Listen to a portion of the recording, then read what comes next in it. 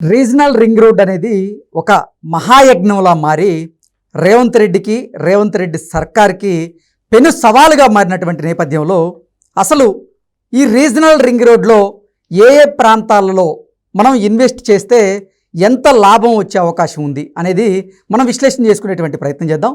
ప్రస్తుతం మనతో పాటు ఉన్నారు ప్రముఖ రియల్ ఎస్టేట్ ఎక్స్పర్ట్ స్రవంతి గారు. మేడంతో మాట్లాడదాం. స్రవంతి గారు నమస్తే అండి. నమస్తే కృష్ణ గారు. ఈ రీజనల్ రింగ్ రోడ్ పరిధిలో ఎక్కడెక్కడ ఇన్వెస్ట్ చేస్తే మరింత లాభాలని చూడొచ్చు ఇన్వెస్ట్ చేసేవారు అంటే ఏం చెప్తారు? రీజనల్ రింగ్ రోడ్ అనేది మనకు అదొక ఇంకొక ట్రంఫెట్ అని చెప్పొచ్చు, ఇంకొక మణిహారం అని చెప్పొచ్చు. సో ఔటర్ రింగ్ రోడ్ ఎందుకు వచ్చింది అంటే మనకు సిటీ నుంచి లోడ్ని తగ్గించుకునే దానికోసం ఔటర్ రింగ్ రోడ్ వచ్చింది. రీజనల్ రింగ్ రోడ్ వచ్చేసరికి డిస్ట్రిక్ట్స్ నుంచి సిటీకి కనెక్ట్ అయ్యే ప్లేసెస్లో నుంచి more access towards the city, అంటే ఔటర్ రింగ్ రోడ్ మధ్య లోడ్ తగ్గించడం కోసం వచ్చింది రీజనల్ రింగ్ రోడ్.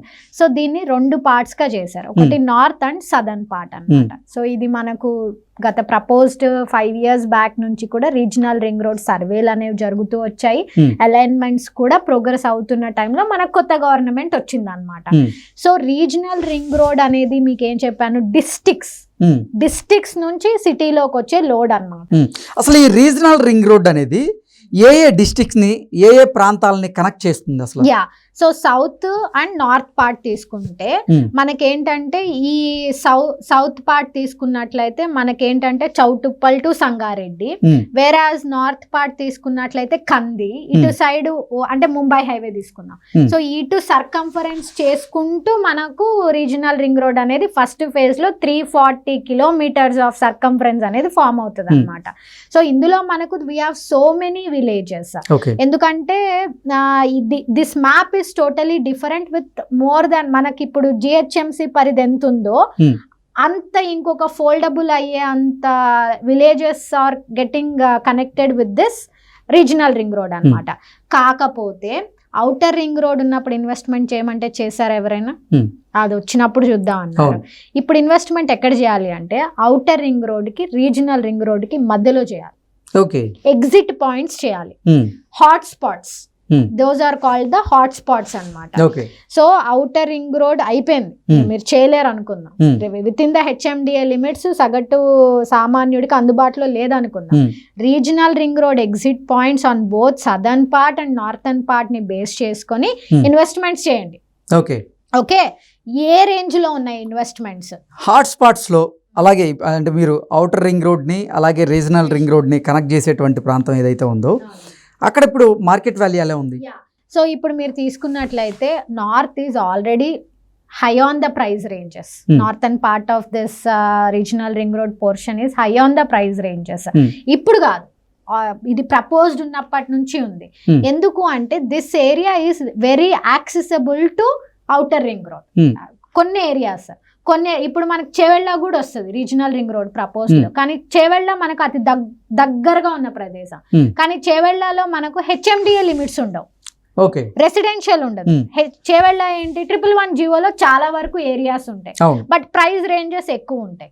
ఓకే, అక్కడ మీరు 200 square yards కొనలేరు, ఏకర్స్ ఆఫ్ ల్యాండ్ కొనాలి. అలాగే మీరు సంగారెడ్డి తీసుకోండి, అది ఆల్రెడీ డెవలప్డ్ ఏరియా, అక్కడ మీరు డిటిసిపి ఉంటాయి, హెచ్ఎండిఏ కూడా ఉంటాయి. డిటిసిపి స్టార్టింగ్ ఫ్రమ్ 15,000-18,000 నుంచి ఉంటాయి, హెచ్ఎండిఏ మీకు 45,000 రూపీస్ నుంచి కూడా మీకు అవైలబిలిటీలో ఉంటాయి అన్నమాట.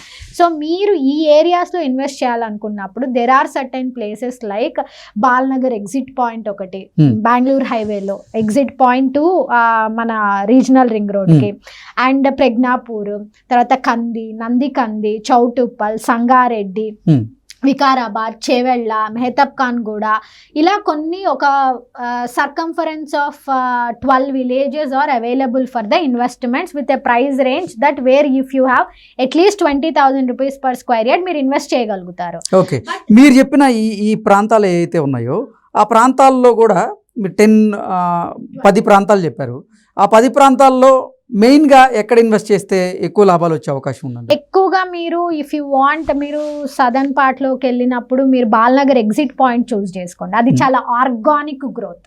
ఓకే. Organic area. ఎందుకంటే ఆ ఏరియాలో మీకు అలైన్మెంట్ తీసుకున్నట్లయితే, రీజనల్ రింగ్ రోడ్ అలైన్మెంట్ తీసుకున్నట్లయితే, బాల్నగర్ బెంగళూరు హైవే బాల్నగర్కి ఎగ్జిట్ పాయింట్ ఉంది అక్కడ.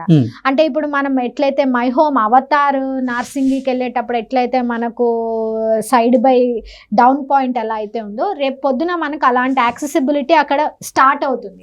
సో మీరు ఎప్పుడైనా సరే సిటీలో ఒకసారి విజువలైజ్ చేసుకోండి, అవుటర్ ద సిటీ ఎలా వస్తుంది అనేది. సిటీలో ఇప్పుడు ఎలాంటి ఫ్లైఓవర్ ఎక్కుతుంది అనేది విజువలైజ్ చేశారనుకోండి, మీకు ఫ్యూచర్ అర్థమవుతుంది. అలా మీ దగ్గర still Balnagar exit point of regional ring road is affordable. మీకు మీ దగ్గర ఒక 10,000 రూపాయల పర్ స్క్వేర్ యార్డ్ పెట్టగలిగితే మీరు అక్కడ ఇన్వెస్ట్మెంట్ చేయండి. వేరాస్ కమింగ్ టు ఇటు సైడ్కి వచ్చి సంగారెడ్డి వైపుకి, కంది వైపుకి, చౌటుప్పల్ వైపుకి ఇటు సైడ్కి వచ్చారు అంటే ప్రైజెస్ కొంచెం హయ్యర్ ద ప్రైజెస్ ఉన్నాయి. అక్కడ మీ దగ్గర క్యాపిటల్ ఎంత ఉందనే దాన్ని బట్టి ఇన్వెస్ట్మెంట్ చేయండి. కానీ ఈ ప్రదేశాలు, ఈ హాట్ స్పాట్స్ ఏవైతే ఉన్నాయో, మనకు విలేజెస్ లిస్ట్ మ్యాప్ అనేది ఒకటి వచ్చేస్తుంది, ఆల్రెడీ అవైలబుల్ ఉంటుంది.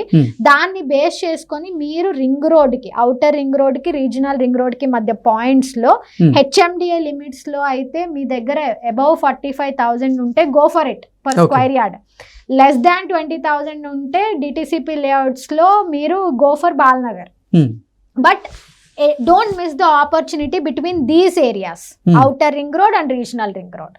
అండ్ ఇప్పుడున్న ఈ 2 రీజియన్స్, నార్థన్ అండ్ సదర్న్ పార్ట్స్లో తీసుకుంటే Prajnapur is like more of high on prices అయిపోయింది. అక్కడ ఇన్వెస్ట్ చేసే స్కోప్ చాలా వరకు తగ్గిపోయింది. But if you can stretch your investment about 25,000 or 45,000 mid range అయితే అక్కడ కూడా ఇన్వెస్ట్మెంట్ చేయొచ్చు.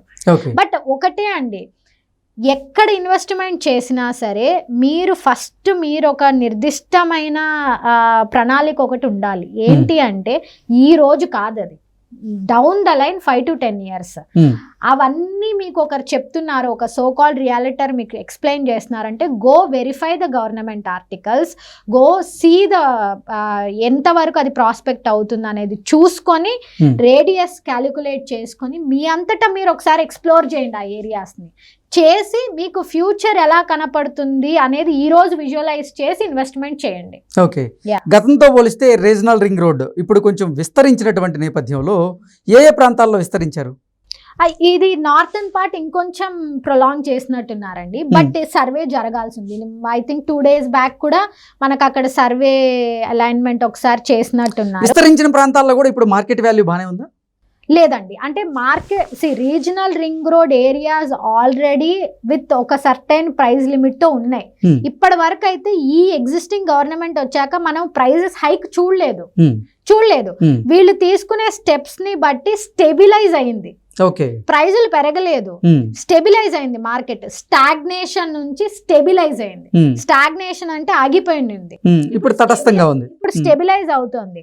సో ఒక సర్వేకి అనుగుణంగా, ఒక ఎక్స్పాన్షన్ అనుగుణంగా అట్లా అనుకుంటే మనకు జిహెచ్ఎంసీ లిమిట్స్ లో కూడా ఒక 32 places ని యాడ్ చేసుకున్నారు. అవన్నీ ఇప్పుడిప్పుడు మార్పులు రావు, ఇప్పుడిప్పుడు రేట్లు పెరగవు. మీరు చెప్పిన దాని ప్రకారంగా తటస్థంగా ఉన్నటువంటి మార్కెట్ వాల్యూని రేవంత్ రెడ్డి సర్కారు ఎలా పెంచబోతుంది అంటే ఏం చెప్తారు? ఓన్లీ ద థింగ్ ఏంటంటే better infrastructure, better roads, better developments, better employment rate, ఇవన్నీ పెరిగితే ఆబ్వియస్లీ పీపుల్ ఇక్కడికి మైగ్రేట్ అవుతారు, పీపుల్ ఇక్కడ ఇన్వెస్ట్మెంట్స్ చేయడానికి ఇష్టపడతారు. మనం వాళ్ళకి ఆ ఎకో సిస్టమ్ ఇవ్వగలగాలి. ఎడారిలో తీసుకెళ్లి ఎవరినైనా పెడితే ఉంటారా అండి? ఉండలేరు కదా.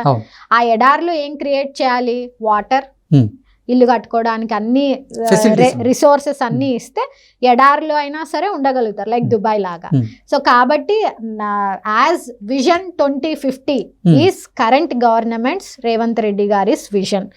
He wants to develop satellite townships. He wants ఇలా వర్టికల్గా ఆయన గ్రో చేయాలనుకోవటం లేదు. హీ వాంట్స్ టు గ్రో హారిజాంటల్గా, అంటే స్ప్రెడ్ చేసుకుంటూ వెళ్ళాలి అనుకుంటున్నారు. ఎందుకంటే ఒక హైరేస్ టవర్లో 1,500 మంది ఫ్యామిలీలు ఉంటే ఒకటేసారి ఆ కార్లు బయటకు వస్తే ఎలా ఉంటుంది అనేది ఆయన విజన్. అలా రాకూడదు, ఎక్స్పాండ్ చేసుకుంటూ వెళ్ళిపోదాం అన్న దాంతో ఉన్నారు. కాబట్టి 100% వాళ్ళు మంచి టౌన్షిప్స్ని తీసుకొచ్చి and government projects like BDL లాంటి టౌన్షిప్స్ని తీసుకొచ్చి సామాన్యుడికి కూడా అందుబాటు ధరలలో ఇల్లు కొనుక్కోగలుగుతారు అన్న లేఅవుట్స్ కనుక వస్తే much more eco system develop అవుతుంది. ఓకే అండి, thank you so much. Thank you.